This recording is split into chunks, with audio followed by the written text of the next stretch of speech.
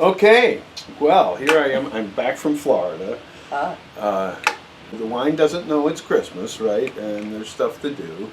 And so these two actually pressed off the last of our Petit Verdot, and now they're all purple and worried about their manicures and everything. Oh, pretty. But you know, it's as I Badge of say, courage. the purple badge of courage. Uh-huh. So thank you both. It was and fun. It was a lot of fun. it is, like I say, you know, purple mud pies for grown-ups.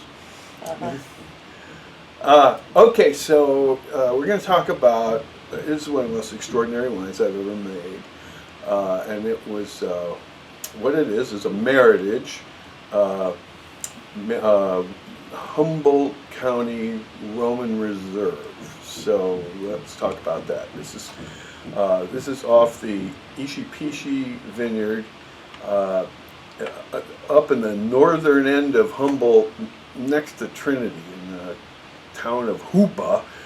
And Joaquin and Pierce and his dad, Pat Pierce, are amazing organic growers up there. They grow all kinds of vegetables, and it's like a glen, and it's surrounded by mountains and trees and stuff, and everything they do is organic, including the grapes, and they grow a lot of different kinds of grapes. Anyway, they are great guys, and I didn't discover this myself. My fellow winemaker, Andrew Morris at Bryceland Vineyards in southern Humboldt, is the guy that turned me on to this, and we made this wine together. See, I think this fruit is just as good as anything I work with in Napa, and it's not as expensive. And we decided, since I'd been making sulfite-free wines since 2001, we decided to do that this way. 60% Merlot, 30% Cabernet Sauvignon, and the rest is divided up between a little bit of Cabernet Franc, Malbec, and Petit Verdot. Petit Verdot gives us some extra density. The Malbec gives us a little bit of strawberry. You get a little cinnamon out of the Cabernet Franc, but mostly it's just a big fat Mama Merlot. And of course we micro-oxed it and got the structure right. And then we didn't use any sulfites at any stage, and even the sulfites that come naturally when you micro-ox, they go away almost immediately. So this wine has no detectable sulfites, and oddly enough, that means that it ages much better. This is something people don't know, that SO2 actually short circuits the wine's natural immune system. And this wine, because of their organic practices, is very minerally and has got a lot of reductive strength. Now, that's not necessarily a really good thing when the wine is young. Now, this is a 2014, but that is very young for a Roman Reserve style wine. And so when you just open it up, it doesn't taste very good. And so I'm going to do something here to experiment with you guys. And the first thing is just to taste it as is.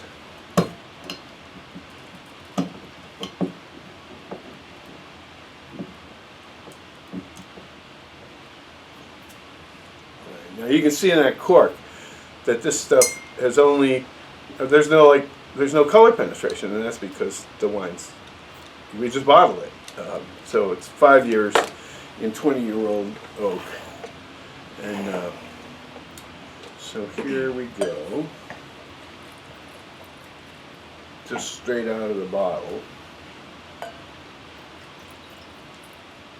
And you know what we're all about here is trying to provide the sort of experience that you would get from the $1,000 bottle of Bordeaux for $60.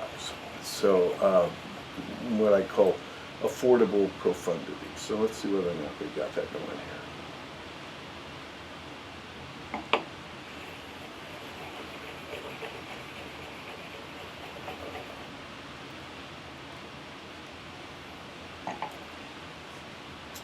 So I think this wine is I mean, it has a lot going for it, but it's a little out of sorts. Do you see what I mean? It's a little tart. And that's actually the minerality in the back there. Uh-huh.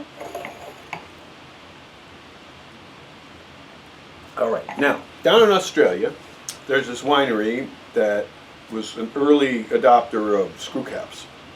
So they have this same reductive problem themselves called Molly Duker.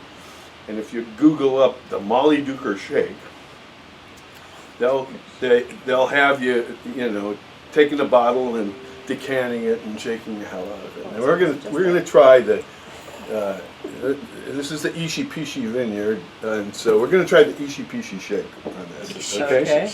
I think wasn't that a popular song? The Ishi Pishi shake. No. So now this wine doesn't have any sediment, so you can just drop it right into the decanter like that, and we're gonna see if we can wake this guy up. You can edit this out, right? This is similar to a technique I was introduced to by him, who knew that we needed to let the wine breathe, so he said, just pour out a glass, put the cork back in, and go. Yeah, that's right. That's what I'm doing. I love this. This is a Florence flask, and we're just going to get it lots of air.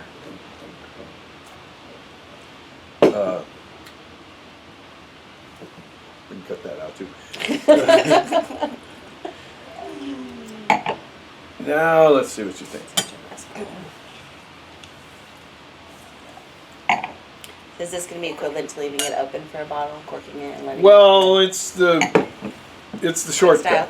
Quick style. But I just thought I'd see what we could do in 60 seconds.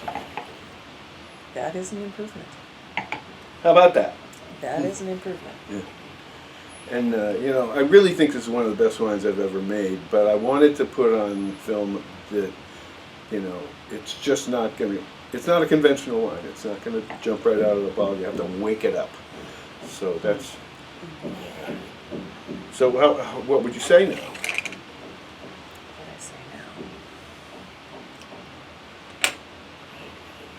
A little sweetness comes out.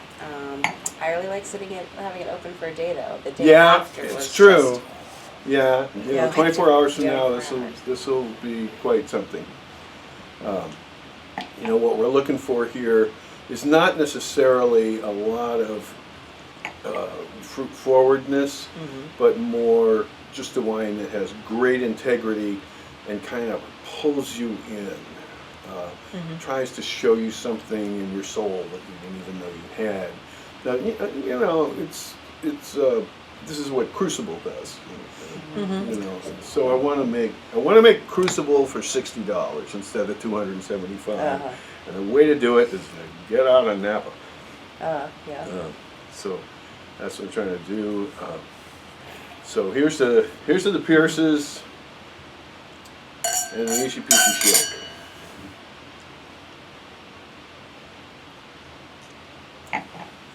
Can I just add something? Sure. This invites introspection. Yes. I do that. It's not something that grabs your attention immediately, but it sort of haunts you a little bit. Yes. It is meant to be enjoyed slowly and gracefully, over conversation. My sister and her husband have this wonderful ritual of a weekly check-in. Their date night consists of turning off the television and their phones, and they just sit down, open a bottle of wine, and talk for 3 hours. Yeah. And this would be the perfect wine for that, where you just have conversation and you sip a little in between, and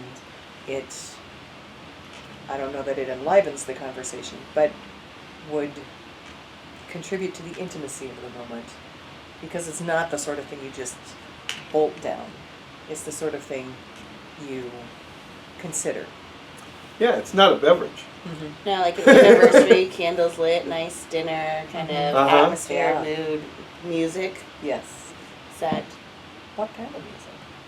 Yeah. I don't know. but I like the romantic idea. You know, no, it's not like a Cabernet Sauvignon. I don't think you'd be going for dark, evil music. No. No.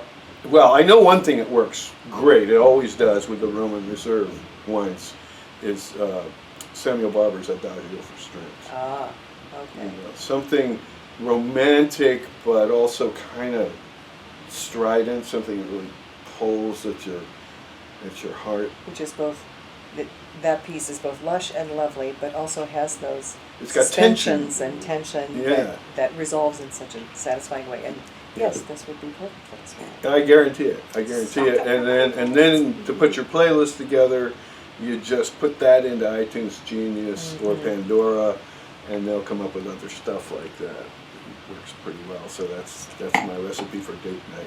Enjoy. Mhm.